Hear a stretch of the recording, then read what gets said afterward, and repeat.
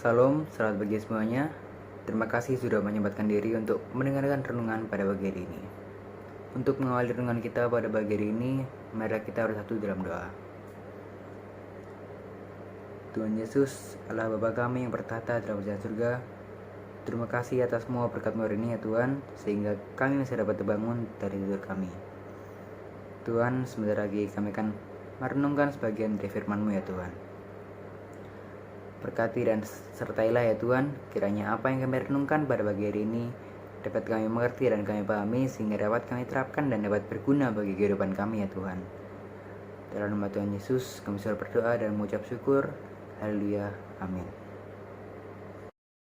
Jadi renungan kita pada pagi hari ini berjudul self harm atau menyakiti diri sendiri. Nah, self harm atau menyakiti diri sendiri ini pasti sudah nggak asing buat kita kan. Entah kita melihatnya di internet atau kita menyaksikannya secara langsung gitu. Nah, kenapa saya mengangkat topik self harm ini? Karena menurut saya tindakan self harm ini cukup relate dengan kita sebagai seorang remaja, pemuda, bahkan dewasa sekalipun.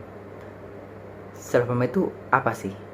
Jadi self harm adalah tindakan menyakiti diri sendiri yang dilakukan dengan sengaja dan berulang-ulang, namun biasanya tidak mematikan. Self harm ini jika dibiarkan dapat menjadi suatu kecanduan. Nah, self harm ini bentuknya banyak sekali.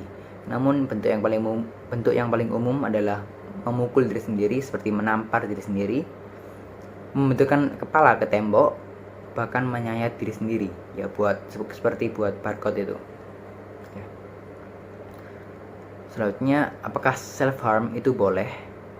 Sebelum itu mari kita baca 1 Korintus 6 ayat 19.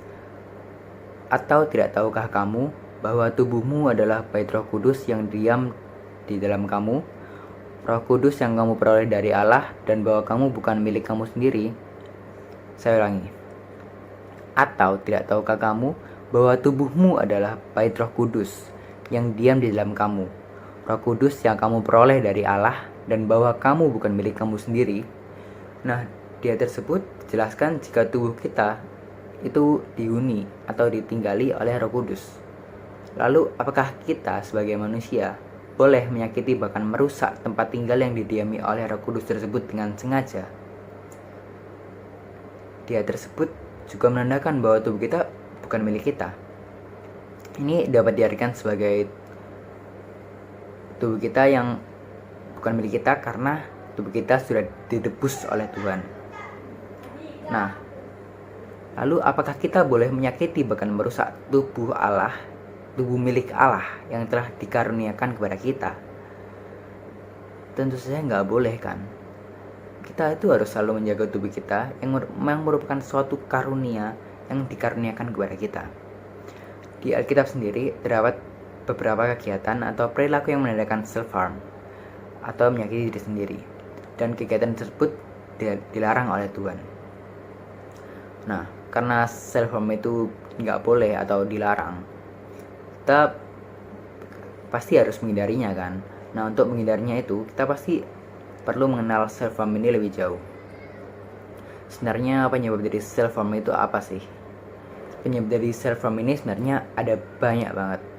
Namun kadang orang-orang melakukan self harm ini sebagai bentuk pelampiasan atau upaya mencari ketenangan dalam suatu kesesakan. Kesesakan yang dimaksud di sini adalah pencobaan-pencobaan yang ada dalam hidup kita.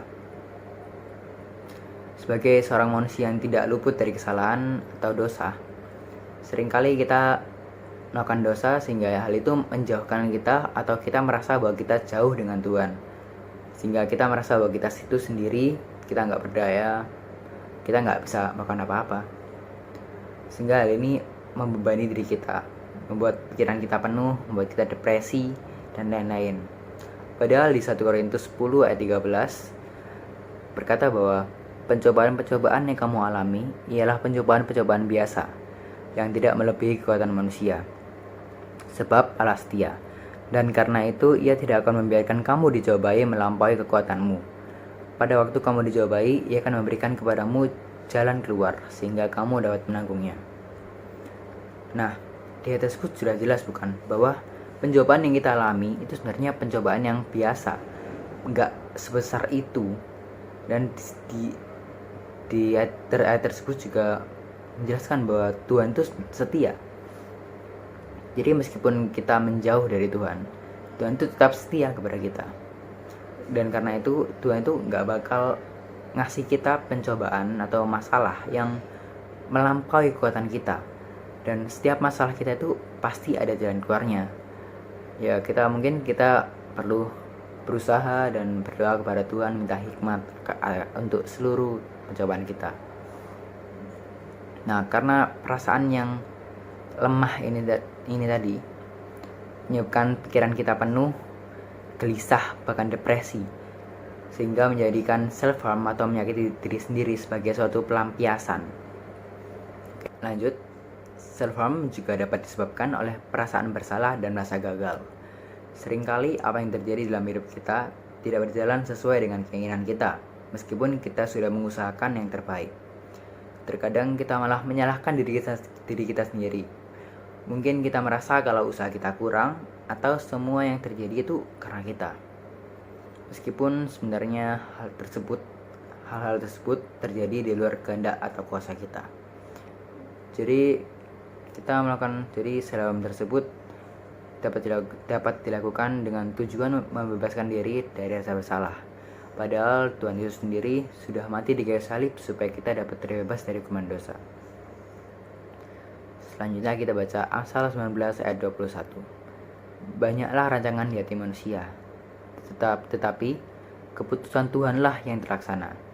Nah, dia tersebut sudah tertera dengan jelas kan, bahwa rancangan atau ekspektasi kita tuh emang banyak.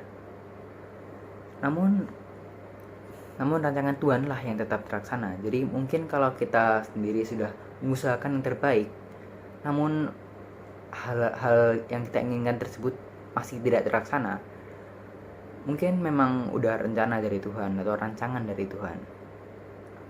Dan kita itu gak perlu merasa sedih, karena di Yeremia 29 ayat 11 mengatakan bahwa sebab aku ini mengetahui rancangan-rancangan apa yang ada padaku mengenai kamu.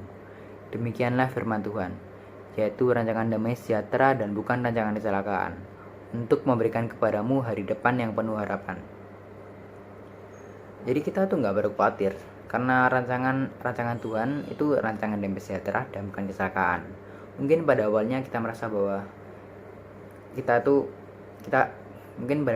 merasa sedih gitu, karena hal-hal yang terjadi di luar kehendak kita, dan kita merasa bahwa hal tersebut itu buruk banget.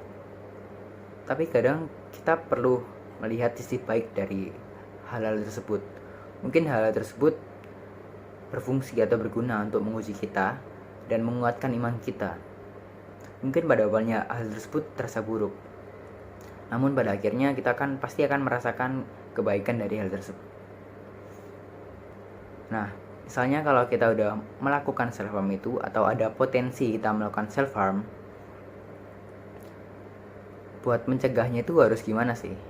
Yang pertama itu tentu datang kepada Tuhan, cerita ke Tuhan, minta hikmat ke Tuhan, baca-baca firman Tuhan. Karena Tuhan itu setia, Tuhan tidak akan meninggalkan umatnya sendirian. Jadi kita harus percaya kepada Tuhan. Yang kedua adalah mencari pertolongan orang terdekat. Orang terdekat sini bisa jadi keluarga, teman yang dapat kita percaya, bahkan pendeta sekalipun. Cara ketiga adalah datang ke psikolog, konsultasi dengan psikolog, ya gitu. Jadi mungkin cukup sekian renungan kita pada pagi hari ini.